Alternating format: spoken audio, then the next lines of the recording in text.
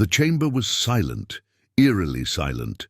Ethan Cross stood alone on a hovering obsidian platform in the center of the alien courtroom, illuminated by a cold, pulsating blue light. All around him, rows of insectoid, reptilian, and bioluminescent alien beings watched with unblinking eyes. The air was thick with the scent of ozone, gravity held a strange pressure, and time itself seemed to hesitate. And to my dearest companion from Earth, the holographic projection of the deceased alien declared, in a deep, formal tone, "I leave my wealth, my estate, and my wife." A collective gasp echoed through the chamber. Ethan blinked. Surely. He'd misheard. The projection of Kareth Von, his friend, business partner, and the only alien who ever truly understood humans, flickered momentarily. Even in death, Kareth's image carried authority. He had died unexpectedly just 2 days. Earlier on the planet Quanix 4, Ethan had come only to pay respects. He hadn't expected an inheritance, let alone this. The alien judge, a tall, three-eyed creature with skin like shifting sand, tilted its head. "The will is binding," it announced, "and under Section 73F of Quanix marital succession law, the transfer of spousal bonds is legal and final." "Hold on," Ethan finally managed. "He left me his wife. What does that even mean?" Whispers and murmurs rippled through the alien gallery. The judge's tendrils flickered in irritation. "It means," it said plainly, "that you are now bonded to the widow Celia Von. As per planetary custom, refusal would forfeit all inheritance and be considered a dishonor to the deceased." The platform lowered. Ethan's breath caught in his throat. From a side archway, she entered, tall, ethereal, unreadable. Celia Von's skin shimmered like dark violet glass. Her hair, if it could be called that, flowed like strands of living liquid. Her eyes, pure silver and pupilless, locked onto his with a calmness that felt like drowning. She approached with a slow, graceful walk, her expression blank, and then, barely above a whisper, she leaned close. "They think you killed him," she said. They stood in silence for a moment longer, the cold weight of 1,000 stares pressing down on them. Ethan's hands were cold, his heart pounding like a war drum in his chest. This wasn't just some bureaucratic misunderstanding. This was serious, deadly serious. 2 guards stepped forward and gestured for the pair to proceed through the hall. "Of binding." Celia didn't speak again. She simply walked ahead, head held high, like someone used to being watched. Ethan followed. The binding ceremony wasn't as elaborate as he expected. Inside a chamber made of black glass, glowing veins of red pulsating beneath its surface, Ethan was told to place his hand on an orb. Celia placed hers on another. Lights blinked. Vows were spoken, some in languages Ethan barely understood. A translator whispered the words into his ear. "By receiving her bond, you accept protection, legacy, and blood debt. She is your responsibility, your shield and your final judge." "What was that last part?" he asked, but it was already done. The chamber glowed bright red. The union was sealed. That evening, Ethan sat alone in the sprawling estate that now belonged to him. It was less of a house and more of a palace, perched on a floating cliff overlooking a sapphire sea that stretched endlessly beneath Quanix 4's. Twin moons. The structure was beautiful, half-grown, half-built. Alien architecture met organic design. The walls pulsed faintly, alive with bioluminescent vines. It was peaceful. Too peaceful, but inside Ethan's head chaos raged. Kareth was dead. He hadn't even known the guy was sick, let alone in danger. And now, somehow, he was married to his best friend's widow, a woman who just claimed the alien council suspected him of murder. He poured himself a glass of something amber from the crystal decanter near the edge of the room. It hissed slightly as it touched the glass. He didn't care. "What do they think happened?" he asked aloud, knowing she was nearby. Celia stepped into the room as silently as mist. She wore a flowing robe of dark blue threads that moved like smoke. Her eyes didn't blink. "They think you poisoned him," she said bluntly, "during the diplomatic meal you shared 2 nights ago." "That's insane," he replied. "We shared the same food. Hell, he ordered it." "They believe you. Altered the ingredients." Ethan laughed nervously. "Do they even know how long we've been friends?" Celia didn't answer. Instead, she walked to the wall and touched a glowing panel. A hologram of Kareth appeared, flickering and old. A memory, Kareth and Ethan laughing together on some expedition. Then another, Ethan saving Kareth's life during a cargo crash. Another quieter moment, Kareth recording a message while staring out at the stars, but the last one was different. A private recording. Kareth's face was gaunt, pale. His voice was soft. "If this is being watched, then I'm dead, and that means Ethan has inherited my estate, and, yes, even Celia. Forgive me, old friend, you're the only one I trust, and the only one who might survive what comes next." The recording ended. Celia turned to him, expression unreadable. Ethan stood there, stunned. What was that supposed to mean? She sat across from him. He knew he was being hunted. By who? She hesitated. "I don't know." But she was lying. Ethan could tell. Later that night, Ethan wandered the halls of the estate. It was massive, filled with rooms he hadn't explored, hallways that shifted shape when he wasn't looking, and paintings that sometimes seemed to watch him back. He entered Kareth's private study, dustless, preserved. A large desk stood in the center, surrounded by curved glass bookshelves and glowing data nodes. Ethan activated the terminal. Most of the files were locked. A biometric key was required. He sighed. He'd have to ask Celia for access, but as he turned to leave, he saw something, a single drawer, partially open. Inside, a silver cube, unmarked. He picked it up. The lights dimmed, the cube activated. Kareth's voice. This time, a whisper. "Ethan, if you're seeing this, then she's not who she says she is. You need to leave, but not before you find the key. It's hidden in the garden beneath the statue of the twin suns. Trust no one, especially not her." The message ended. Ethan stood, frozen, his fingers trembling around the cube. Behind him a voice, soft, almost tender. "You shouldn't be in here." Celia. She stood in the doorway, her silver eyes watching him calmly. "I was just looking around," Ethan said slowly. "I see." An awkward silence fell between them. Then, to his surprise, she said, "Come, there's something you need to see." She led him outside, into the night. The twin moons hovered above the horizon, casting an eerie glow over the estate's floating gardens. Vines swayed gently despite the lack of wind. Insects chirped with alien rhythms. Everything looked alive. They arrived at a small bridge leading over a glowing stream. Beneath it stood a statue, 2 suns crossing over a spiral. Ethan's heart skipped. He waited for her to leave, but she stayed. "Go ahead," she said. "You're looking for something, aren't you?" Cautiously he knelt and felt around the base of the statue. Click. A hidden compartment opened. Inside, a strange metallic shard shaped like a tear, pulsing faintly. He turned to her. "You knew." "It was here," she nodded. "He told me to protect it." "What is it?" Celia looked up at the stars. "It's part of a map to something he never told me about, but many beings wanted it. Some killed for it." Ethan stood, gripping. "The shard, why did he give it to me?" Celia looked at him, and for the first time, her expression softened. She looked tired, worn, because he believed in you more than he ever did in himself. They walked back to the estate in silence. But Ethan's mind wasn't silent. The cube, the message, the shard, the hidden suspicions, the will, the marriage, and now the beginning of something much bigger than a fortune.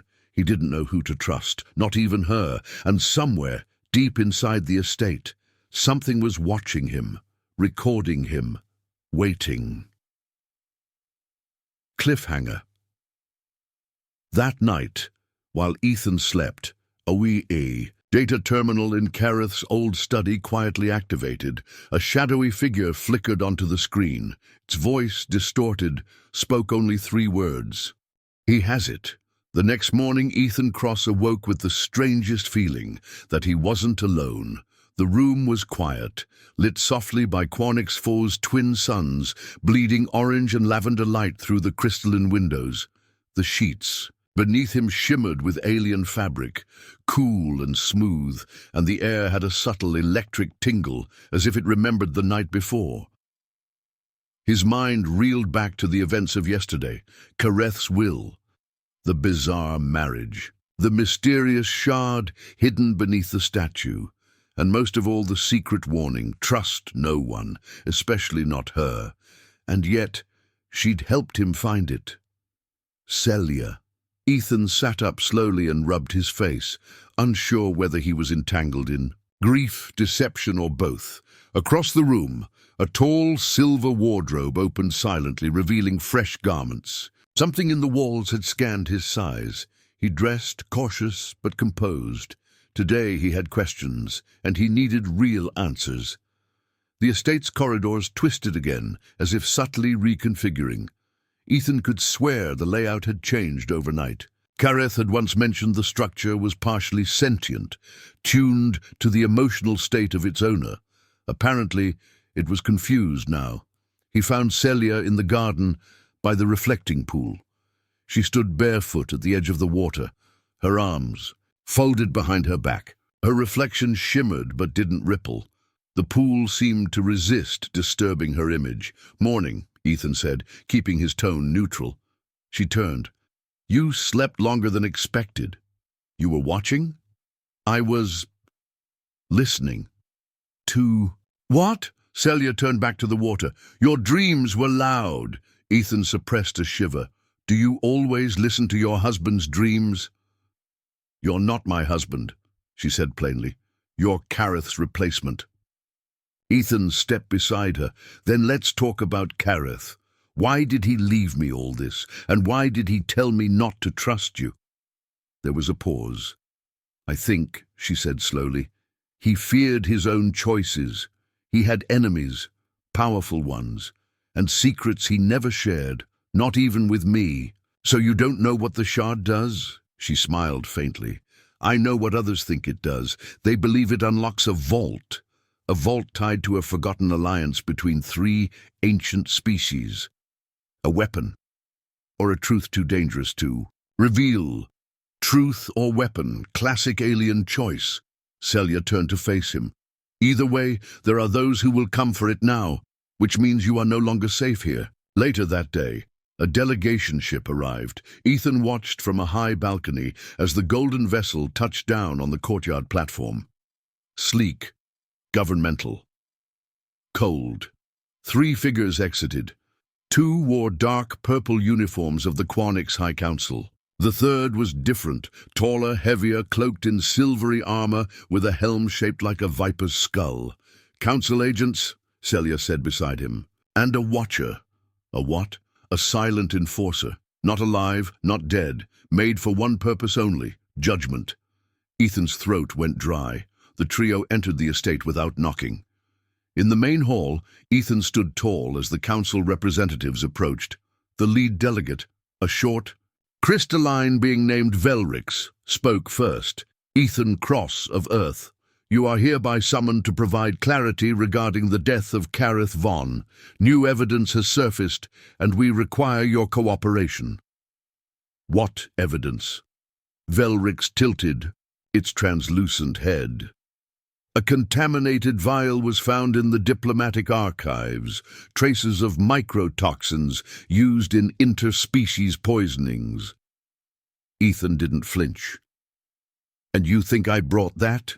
"We think," said the other agent, a gray-skinned humanoid with pulsing veins. "You were the last person to handle his meal." Ethan stepped forward. "I ate the same food, same drink." "Humans and Quanix biology differ," the humanoid replied. "You might have survived what he couldn't." The Watcher remained still, unblinking, silent. Celia stepped between them. "If you accuse him, produce a formal charge." "There is no charge," Velric said smoothly. "Only an invitation to a formal hearing in 3 rotations. And until then, you remain here," the gray-skinned agent said. "Under observation." Velric turned toward Celia. "You too, widow." Then they left. The Watcher remained at the door, standing like a statue. Ethan looked at Celia. "So they're watching us." They always were. That night, Ethan couldn't sleep. The estate's walls pulsed softly, and somewhere in the distance, a humming sound grew louder, then faded again. He wandered into Kareth's study, carrying the shard. He needed access to the locked terminal. Kareth's files might hold something, anything, useful. He tried a few passphrases. None worked. Then he remembered the cube. He pulled it from his coat pocket and slid it into a hidden slot near the console. It clicked. The screen blinked to life. Kareth's private archive. Ethan scrolled through entry after entry. Diplomatic missions, trade agreements, disputes. Then a folder marked only with a strange symbol, 2 spirals crossing like DNA strands. Inside were encrypted entries, journal logs. Ethan opened the first. "They're watching me now. Celia doesn't believe me. Or maybe she knows. I found something on Yalara Prime, buried beneath the ruins.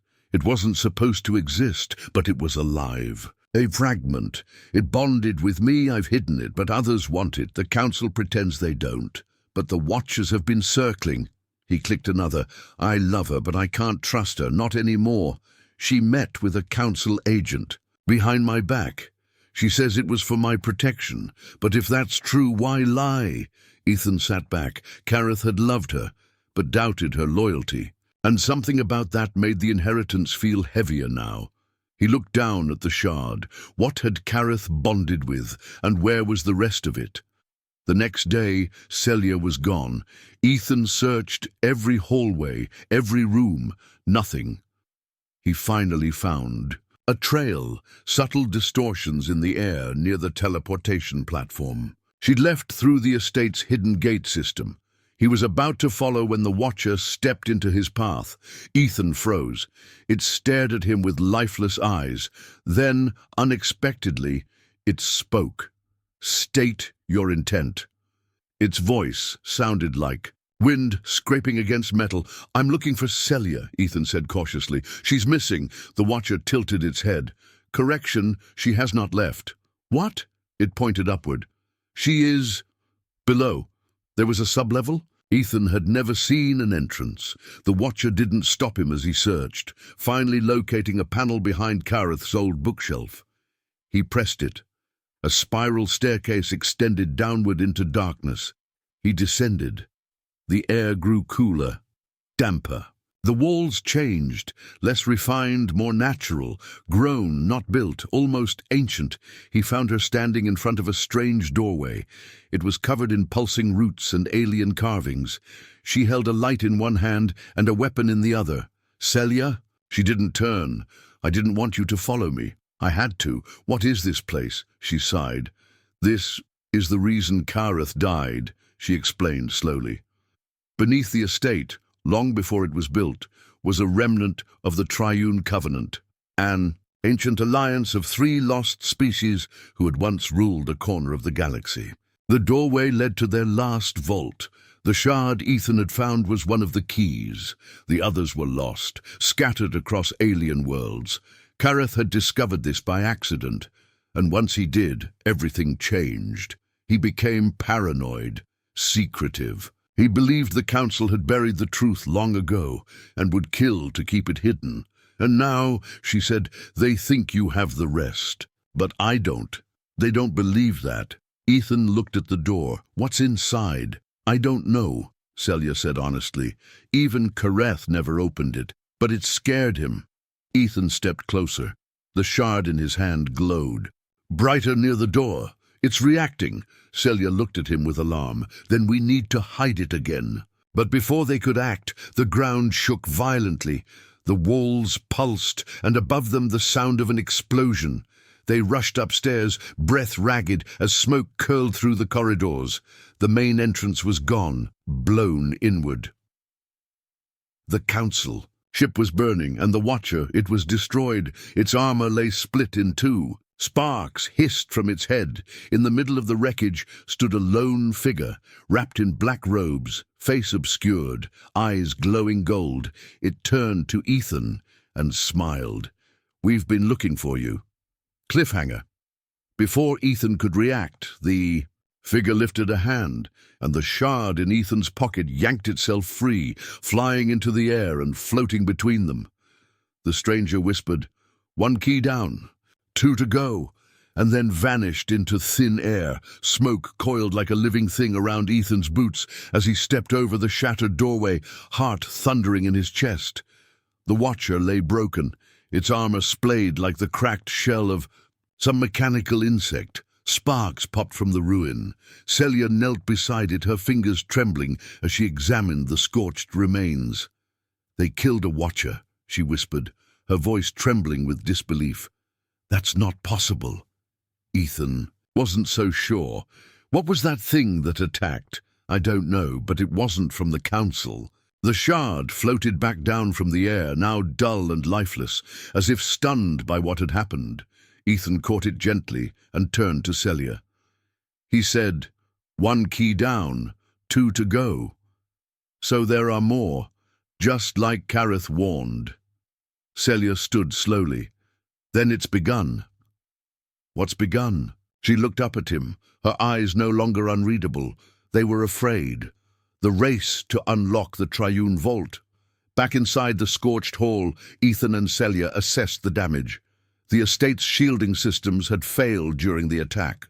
That wasn't just a breach, it was precision sabotage. Whoever that intruder was, they knew exactly how to bypass the defenses, and now the Council would surely blame Ethan.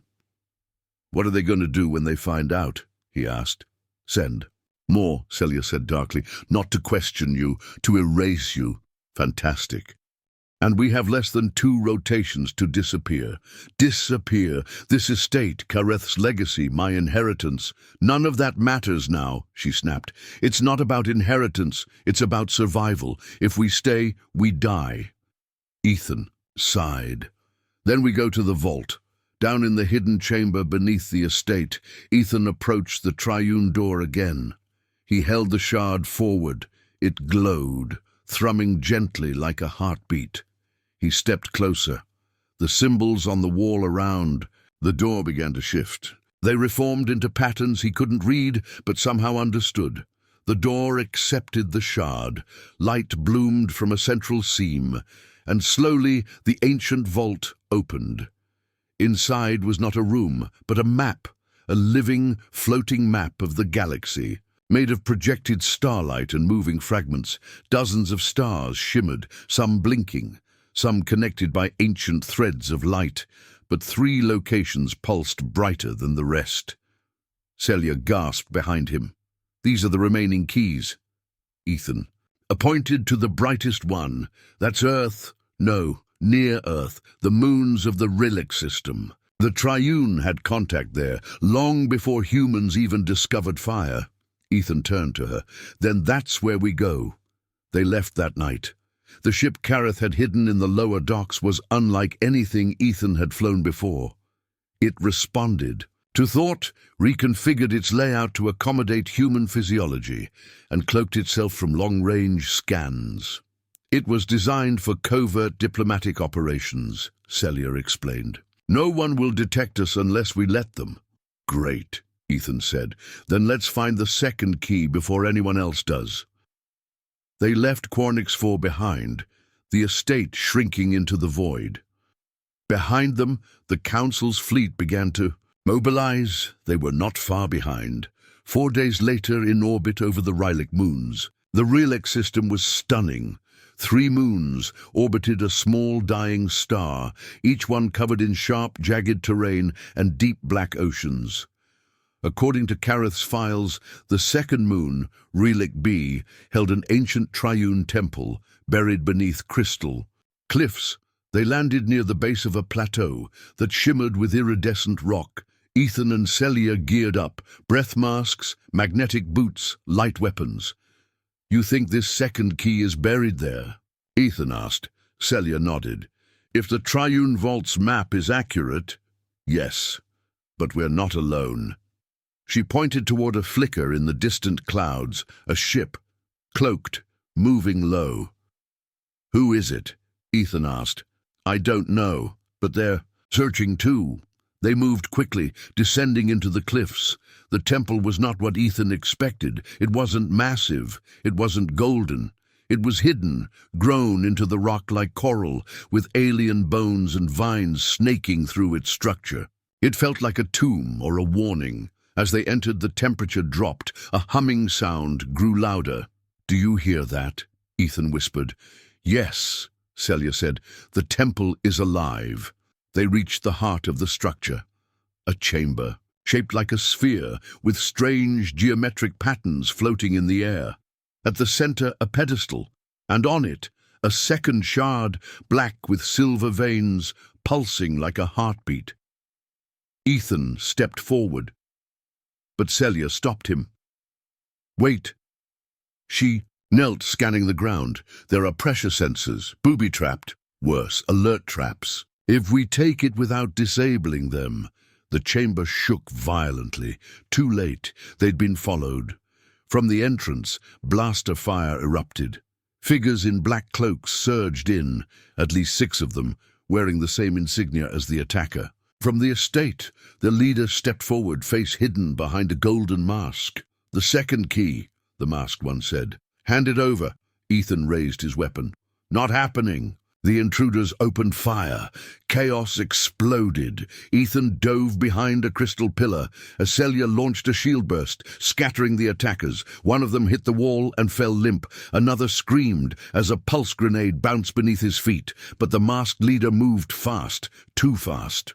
He struck Celia with an electric lash, sending her crashing into the wall. Ethan screamed her name and ran for the pedestal. He grabbed the second shard just as the masked figure reached him. Their hands touched the shard at the same time. A shockwave exploded outward. Everything went white. Ethan opened his eyes to a sky he didn't recognize. The stars above him pulsed strangely. The air was too clean. The ground beneath him was liquid and solid at once. The masked figure stood across from him, mask now gone. He wasn't human or Quarnix. His skin shimmered like glass catching light. His eyes were solid gold. "You're inside the memory of..." "The shard," he said. "It's old, older than you can imagine, and now it's bound to both of us." "Who are you?" "A seeker," he said. "One who restores the forgotten, one who takes back what was stolen." Stolen. The Triune Vault was never meant for humans or for diplomats. It was for us. You don't understand what you've inherited." Ethan stood slowly. "Then explain it." The seeker smiled. "You wouldn't believe me if I did."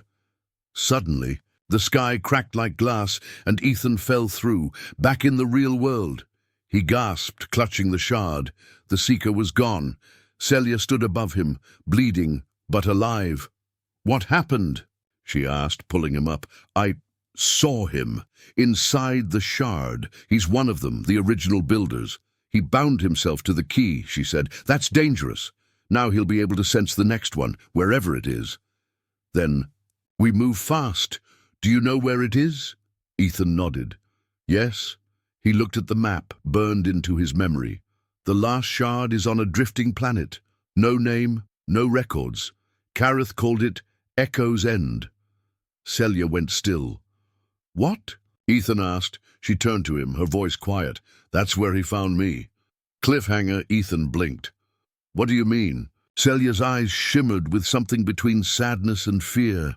"I don't know who I really am, Ethan. Kareth rescued me from Echo's End when I was a child. He said I was special, that I had no past." She looked at him.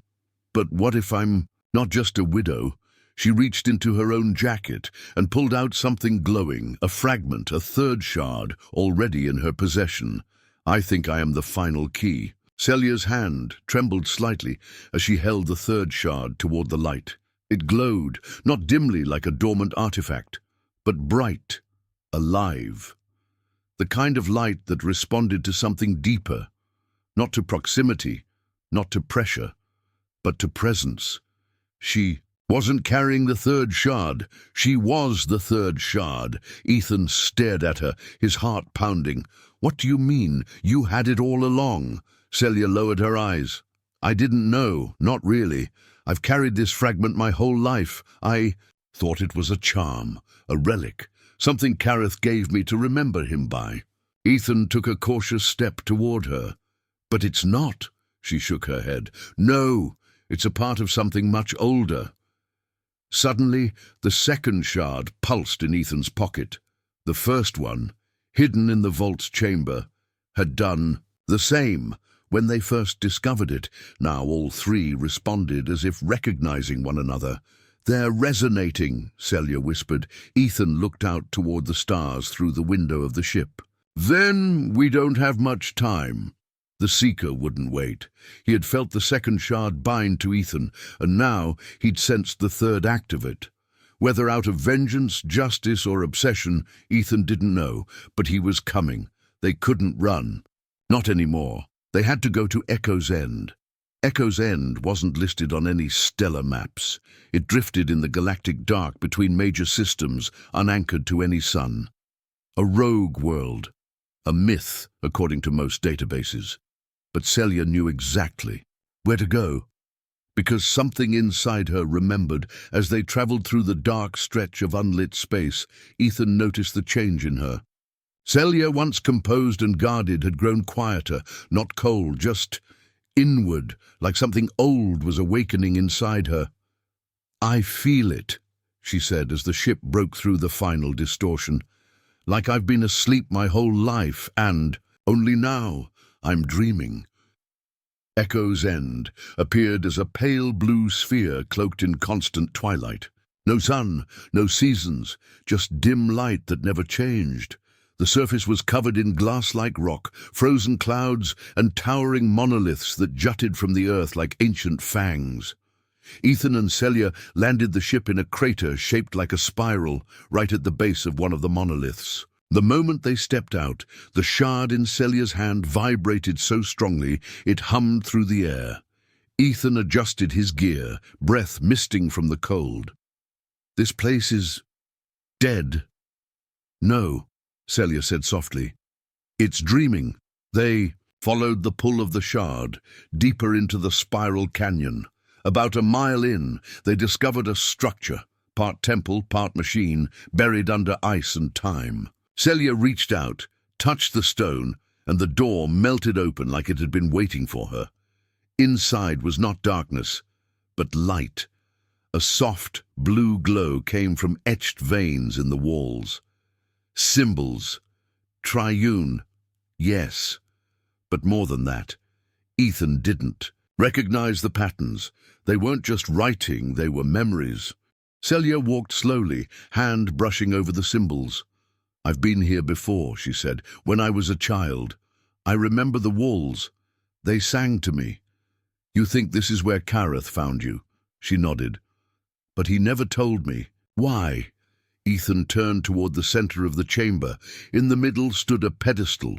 A sphere hovered over it, cracked, glowing softly. It pulsed 3 times. Thump, thump, thump. The moment Celia approached, the chamber reacted. The sphere lowered itself into her palm. The moment her skin touched it, a shockwave of memories rippled through the air. Ethan fell to his knees. He saw a vision, a great war, not of guns or fleets, but of ideas. The Triune were not a species, but a trinity of minds, human, alien, and something other. They built vaults, not to hide power, but to preserve peace. Each shard carried the consciousness of a civilization's essence. Combined, they formed the Archive of Harmony, a kind of galactic reset button, but the Council wanted to use it as a weapon. Kareth had taken the shards to prevent that, and hidden one of them in a child. The vision faded. Ethan gasped. He looked at Celia, whose eyes were glowing faintly blue. "You're not just connected to the shard," he whispered. "You are a part of it." She turned to him, not fully herself. "I was made to hold it, a living vessel, not machine, not alien, something in between." Ethan stepped closer. "Does that mean you're not real?" Her eyes softened. "I'm real, Ethan, maybe more real than most, because I remember who I was and what I meant to be." She stepped forward and placed the final shard in Ethan's hand, and the vault activated. The walls split open, the chamber lit up in spirals, the 3 shards rose into the air and merged. Suddenly, a new form hovered before them, a holographic entity, tall, radiant, genderless, wearing armor made of starlight. "I am the Triune Mind," it spoke. "You have awakened the archive. Your inheritance is complete." Ethan shielded his eyes. "What happens now?" The Triune Mind floated closer. "Now you must choose." "Choose what? Integration or destruction?" Celia stepped forward. "Explain." The mind replied, "The archive holds the balance of over 5,000 civilizations. In the wrong hands, it could reset the evolution of countless systems. In yours, it could unite them. But only one bonded host may carry it." Ethan looked at Celia. Celia looked at Ethan. They both knew what it meant. Only one of them could bear the archive. Before they could speak, alarms shrieked. The structure shook violently. Ethan ran to the entrance. A massive shadow loomed above the monoliths, the Seeker's ship. He was here, and he wasn't alone. 3 Council warships orbited above, ready to destroy Echo's End if necessary. Celia grabbed Ethan's arm. "We can't let them take it." Ethan looked back at the shards, now 1. "Then we protect it together." Outside, as they emerged into the cold light, the Seeker stood atop a ridge, his golden eyes locked on them. "I warned you," he said. "The archive belongs to no heir." Ethan raised his weapon. "Funny, I never asked your permission." The Seeker smirked. "Then prepare to lose everything." Dozens of soldiers cloaked in light armor shimmered into view behind him. Celia activated a barrier field. Ethan fired the first pulse shot. The battle began. It wasn't long before the frozen cliffs were echoing with fire. Ethan and Celia moved like clockwork, covering each other, pushing forward. Celia's memory of the terrain gave them the edge, but numbers weren't on their side. They fell back toward the structure, toward the vault. The Seeker followed, calm, deliberate, unshaken. "You don't understand," he said. "The archive rewrites history. One voice speaks for all. It can't be allowed to become someone." "I'm not someone," Celia said, stepping forward. "I'm everyone." She touched the shard, and it chose. A beam of light shot from the structure into her chest. She didn't scream. She stood taller, calmer. Her eyes were now full stars. The Seeker stopped. "No," he whispered. "Not a vessel, a fused will." Ethan held his breath. Celia turned to him. "I remember everything. Kareth didn't adopt me. He created me." Ethan's heart twisted. "And your feelings for me?" She smiled faintly. "Those were mine. Always. Mine." Then she looked at the Seeker. "And you're not here to protect the archive. You want to erase it. Because it remembers you." The Seeker's face twisted with fury. He launched forward, but Celia raised a hand, and he stopped. Midair, frozen. She had full control now. She turned to Ethan. "I can't leave this planet now. I'm bound to the archive. I am the archive." Ethan stepped closer, his voice breaking. "So what do we do?" She smiled sadly. "You run." "No. You have to. If the Council gets you, they'll extract everything. You're the only one who can carry the memory forward." Tears welled in his eyes. "I just found you. And now you know who I am." She reached into her chest, pulled free a thin beam of encoded memory, a condensed version of the archive, and placed it in his palm. "Take this. Go. And remember me. Not as a creation, not as an alien, but as your wife." Ethan kissed her, the freezing wind swirling around them. Then he ran. As he launched the ship into orbit, the sky behind him glowed. The archive had activated its defense protocol. A bright, soft explosion, like a nova, burst in the distance. Echo's end was gone, and Celia was part of something far greater now. Cliffhanger. As Ethan flew into deep space, the encoded shard pulsed softly in his hand. But then, suddenly, its light turned red. It spoke in Celia's voice. "They're already waiting for you." Ethan looked ahead. A massive fleet was blocking his path, and among them, one ship bore Kareth's insignia, but Kareth was dead, wasn't he? Ethan gripped the controls, staring at the massive fleet ahead. They weren't attacking, they were waiting, and among the formation, one ship stood out, sleek, black as obsidian, and marked with the triune sigil, carved in gold. Kareth's symbol. The same man whose widow Ethan had married. The same man who was supposed to be dead, but the beacon wasn't lying. Kareth's ship was alive, active, broadcasting, and it was hailing him. The encoded shard in Ethan's hand vibrated once more. Celia's voice, soft but urgent, echoed through his mind. "Ethan, trust your instincts. But remember, what we were told isn't what's true. You're part of this now, more than you ever knew." He exhaled and accepted the hail. The screen flickered, and there he was. Kareth. Not a memory, not a pre-recorded message. Alive. He hadn't aged a day. His angular face looked exactly like the photos from the dossier. Sharp eyes, platinum hair, calm, in a way that felt inhuman. "Ethan," he said with a faint smile, "you've done well." Ethan clenched his jaw. "You're supposed to be dead." Kareth chuckled. "Most men in my position would be, but I had contingencies." "You faked your death and left Celia behind?" Kareth's expression shifted, colder. "She was never meant to be part of the inheritance." Ethan's blood ran cold. "She loved you.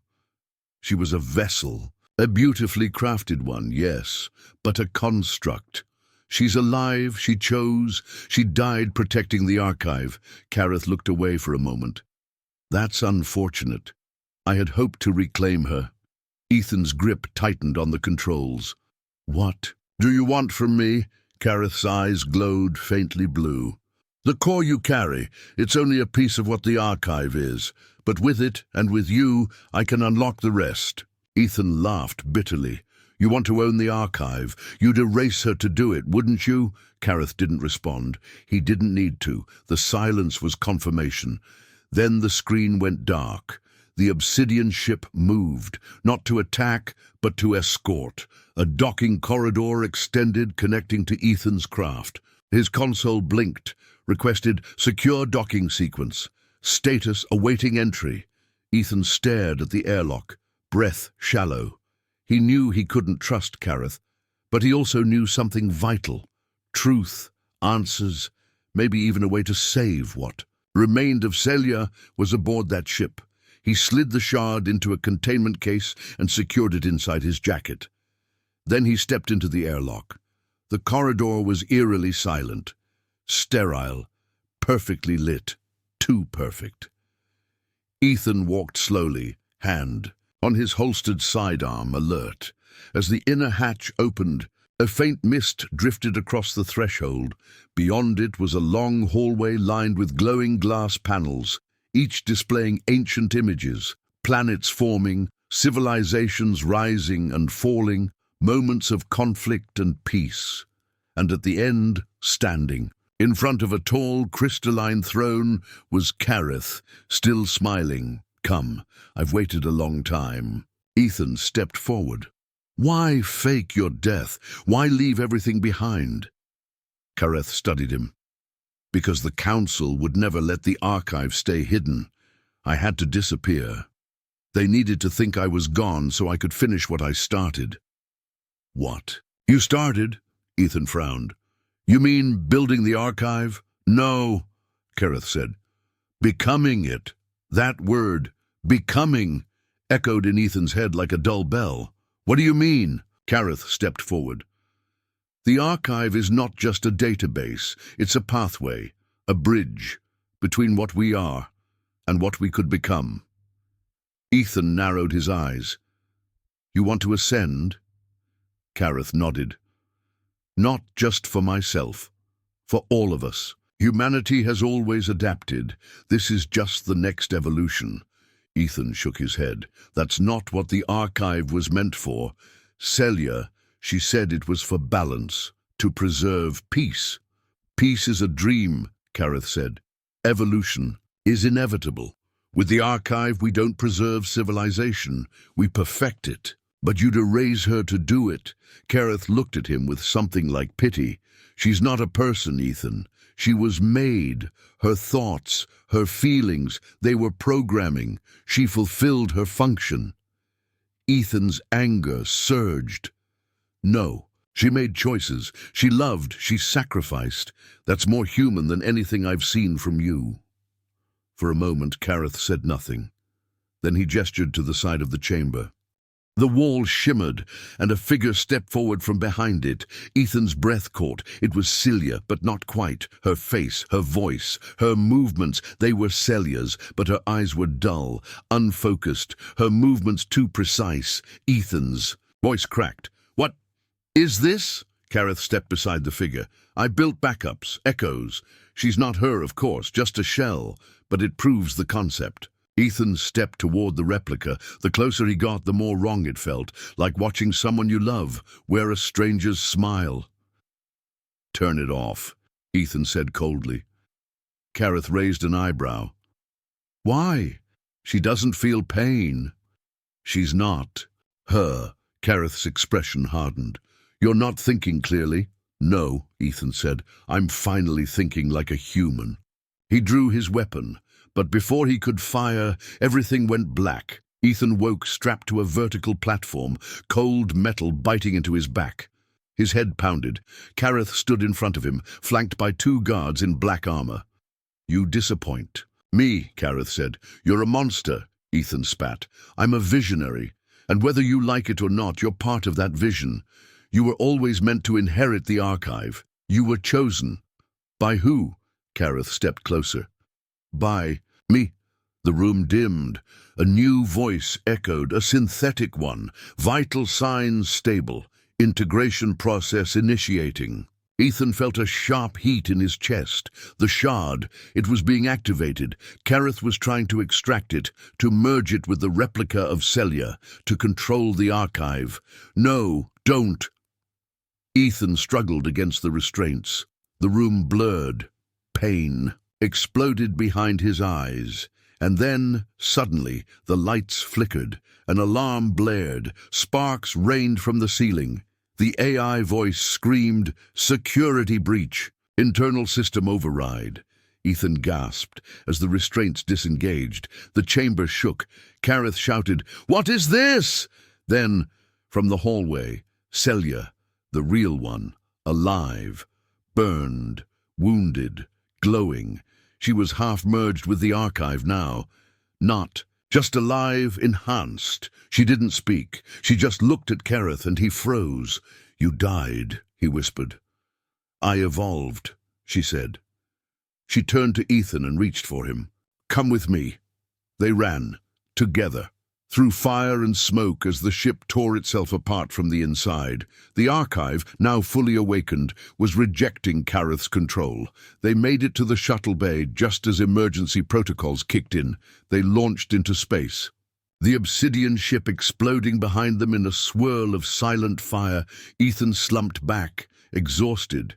Celia, barely conscious, smiled. You came for me, he whispered. You didn't leave, she said. Cliffhanger, as they drifted toward the edge. Of the fleet's detection range, the shard pulsed one final time, not red, not blue, but white. A new voice emerged, one neither of them recognized. Primary carriers detected. Final sequence unlocked. Initiating Phase 6, Ascension Protocol. Ethan and Celia locked eyes. They hadn't just awakened the archive, they'd become it. The stars no longer looked the same. Ethan sat in the pilot's chair, staring at the vast tapestry of space through the shuttle's cracked viewport. It was quiet, peaceful, in a way that felt unnatural after everything that had happened. The obsidian ship was gone. Kareth was gone, but the war wasn't. Not out there, at least. Not yet. Beside him, Celia lay resting, half alive, half digital her, form flickering faintly as the archive pulsed within her. Her skin was cooler now, her heartbeat slower but present. She wasn't dying, but she wasn't fully alive either. Ethan brushed her hair gently from her face. "You still with me?" Her eyes fluttered open. "Always." The console blinked. Ascension Protocol. Initialized. A cold dread passed through Ethan's chest. The final sequence, whatever Kareth had tried to begin, Ethan had accidentally completed with Celia. "Can we stop it?" he asked. Celia shook her head weakly. "No, but we can shape it." Ethan narrowed his eyes. "What does that mean?" She sat up slowly, wincing from the feedback pulsing through her body. "The archive. It's not just data. It's alive. It adapts to whoever connects with it. It learns, evolves. Kareth tried to control it, force it to rewrite existence, but it rejected him." Ethan exhaled. "But it accepted us.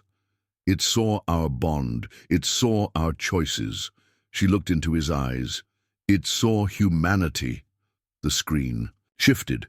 A 3D map unfolded, showing every known system and thousands that were still dark, untouched. Then a voice, deep and ancient, echoed across the ship's systems. Organic-synthetic harmony achieved. Initiating final test. Conscious symbiosis.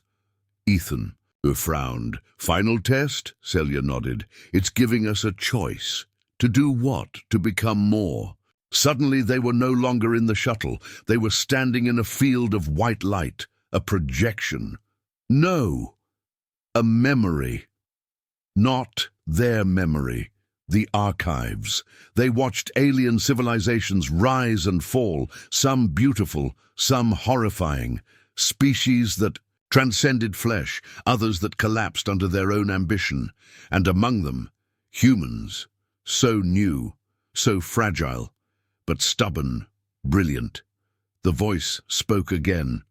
"Your kind was never the strongest, nor the first, but your anomaly is unique.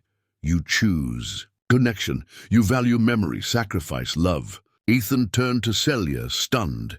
It wasn't judging them by their technology. It was judging them by their humanity. Then another scene. Earth, floating in the void. A web of energy traced from the planet to the stars. "You are the bridge between what was and what can be." Ethan asked aloud, "What do you want from us?" The voice answered, "Join and guide, or refuse and vanish." Celia stepped forward, her voice soft. "You mean we could become part of the archive?" "Not part. One with it, as caretakers. Guardians, you will never age, never die. You will exist beyond flesh, beyond time." Ethan looked down at his hands. They were still his, still human. But the weight of the choice crashed against him like a tidal wave. He turned to Celia. "What do you want?" Her answer came without hesitation. "I want us to matter. I want what we've seen, what we've lost, to mean something." She touched her chest. "This gift, this curse, it's both. But with you, it's purpose." Tears welled in Ethan's eyes. So many had died, so many truths buried. Kareth's hunger had nearly destroyed them all. But maybe this was why Ethan was chosen. Not because he was special, not because he was a soldier or scientist, but because he cared. because he chose love. The light faded, and they were back in the shuttle. The console pulsed. Final command: accept or decline ascension. Celia offered her hand. Together, Ethan smiled. Together, he pressed the console. Accepted. The transformation wasn't dramatic. No explosion, no blinding light. Just a slow warmth, like a heartbeat syncing with the universe itself. Ethan felt his thoughts stretch beyond his body. He saw the stars, not as dots in space, but as living, breathing entities with stories of their own. He saw Earth, its pain, its beauty, its hope. He saw Celia, not just beside him, but within him. Their minds merged, and together they became the new archive. They didn't become gods.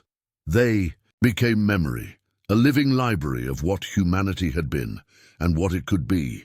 5 years later, Earth's orbit. The Terran Federation's flagship approached a quiet relay satellite, one long thought dormant. It pinged for the first time in centuries. On board, Admiral Rhodes narrowed his eyes. That shouldn't be active. His science officer spoke, confused. "Sir, it's broadcasting a message." "From who?" The officer paled. "It says, Ethan Wren." Rhodes stood. "Put it on screen." The feed flickered, and there he was, Ethan unaged, calm. Behind him floated a million strands of light, each one a memory, a voice, a face. He spoke. "To those who listen, know this. The archive is awake, and it remembers everything. But more importantly, it believes in you, in us. We were never meant to rule, or destroy, or ascend alone. We were meant to learn, to feel, to connect. We are not gods. We are human. And we're watching the stars. With you." Final scene: in a distant nebula far beyond the reach of known charts, a ship drifts silently. Aboard, a young girl, barely 10, stands at a glass viewport. She hears a whisper, gentle, kind, a voice, not from speakers, but from within. "What? Do you wonder, little one?" She doesn't panic. She smiles. "Do the stars remember my mum?" A pause, then the voice replies, "Yes, and she remembers you." The child nods and walks on. Final lesson: immortality isn't about living forever. It's about being remembered for how deeply you lived, how deeply you loved.